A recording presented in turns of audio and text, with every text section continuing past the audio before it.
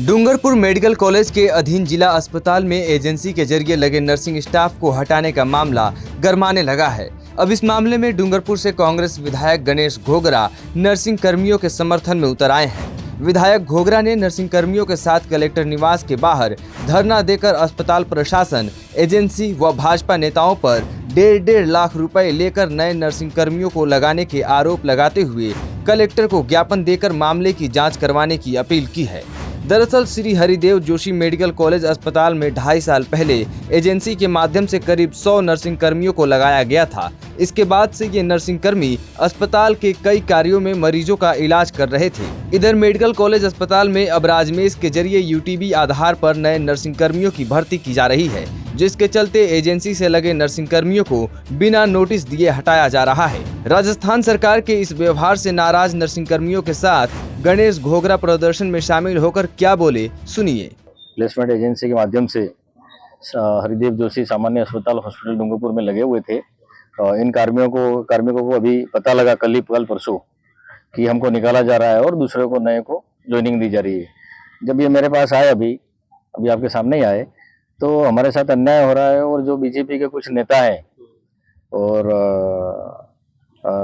ये अपने हॉस्पिटल का जो स्टाफ और जो अधिकारी जो भी हैं, तो इन्होंने 1.5 लाख रुपए लेके जो नए नर्सिंग कर्मी लगे उनको लगाया गया है और हमको निकाल दिया गया। कुछ बच्चियां तो मेरे सामने रो भी गई। फिर मेरे वो गांव आए थे सब मिलने के लिए। आज तो शादी है, किसी कुछ हो गया, इस कारण से नहीं आ पाए। लेकिन ये सरकार ने तानाशाही अपना रखी है। जो गरीब युवा, बेरोजगार, आदिवासी लोग लगे हुए हैं, उनके साथ भेदभाव कर रही है। जब से राजस्थान में सरकार भारतीय जनता पार्टी की बैठी है, आदिवासियों के साथ शोषण ज़्यादा ही कुछ होने लग गया है।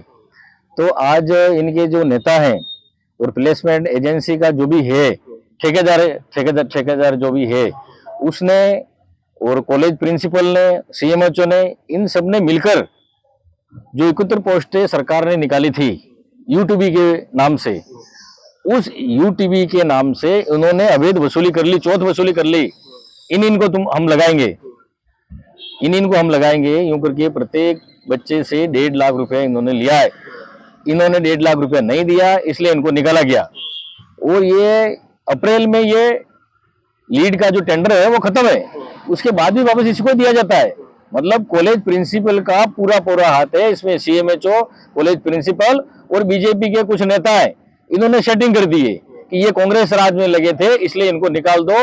और अब हमारे बीजेपी का राज है, आ गया है, अब इनको निकाल दिया गया इनको।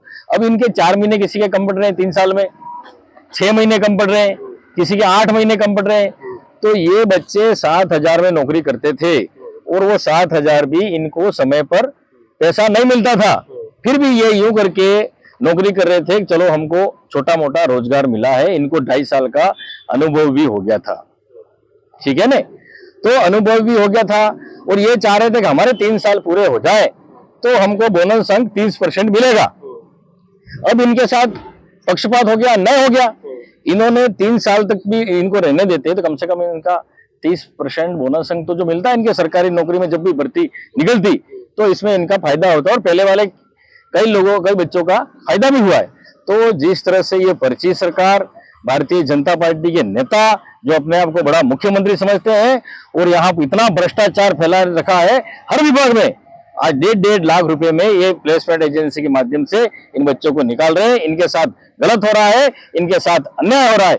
ये हम अन्याय यहाँ पर नहीं होना देंगे। इन्होंने जो भर्ती ली है वो नए बच्चे लगाए, उनका अभी तक रजिस्ट्रेशन भी नहीं हुआ है, अभी ट्रेनिंग करके और अभी लगा दिया। अनुभव भी नहीं है उनको, कौन सा बोतल चढ़ाएंगे, कौन सा इंजेक्शन लगा, अभी तक उनको अनुभव भी नहीं। तो इस तरह से जो भारतीय जनता पार्टी के जो नेता कर रहे हैं वो हम होने नहीं देंगे। और ना इन्होंने मेरिट बनाई है। किस आधार पर लिया आपने? जो इन बच्चों को लिया है आपने, 71 बच्चों को लिया है, किस आधार पर लिया है?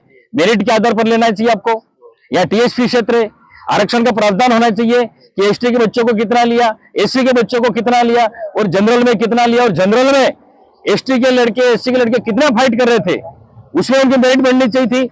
आपने तो कोई भी आया, भले डिग्री है कि नहीं है, मेरिट बनाई कि नहीं बनाई, मर्जी, जब मर्जी चाहे उसको निकाल दिया, जब मर्जी चाहे उसको ले लिया।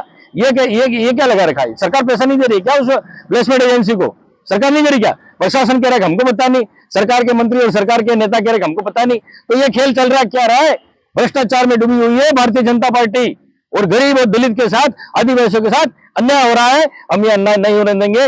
जब तक ये भर्ती रद्द नहीं करते, मैं यहाँ पर धरने पर बैठूंगा और आंदोलन करूंगा इन नर्सिंग कर्मियों के साथ में। आप कलेक्टर निवास पर धरने पर बैठे, क्या मांगे आपकी कलेक्टर की? मांग मेरी मांग नहीं है, उन लोगों के साथ नर्सिंग कर्मियों की मांग है कि हमको वापस यथावत लगाया जाए, हमको वापस यथावत लगाया जाए कि हमारा भाई भविष्य खराब हो रहा है इनका, कि बोनस अंक नहीं मिलेगा इनको। 30% जो मिलता था वो किसी के 4 महीने कम पड़ रहे हैं, किसी के 6 महीने कम पड़ रहे हैं। और 6-7 हजार में इनका घर गुजारा रोजगार चलता था, 6-7 हजार रुपए में भी तुम इनको निकाल रहे हो। इनकी ये मांग है, इसके इनका समर्थन कर रहा हूं मैं। गलत कर रही है सरकार, इनको लगाओ वापस। अगर नए कार्मिकों को लगाना आपको तो वैकेंसी निकालने लगाओ ना, उसको मना कौन कर रहा है? लेकिन पुराना को क्यों निकाल रहे हो? बात ये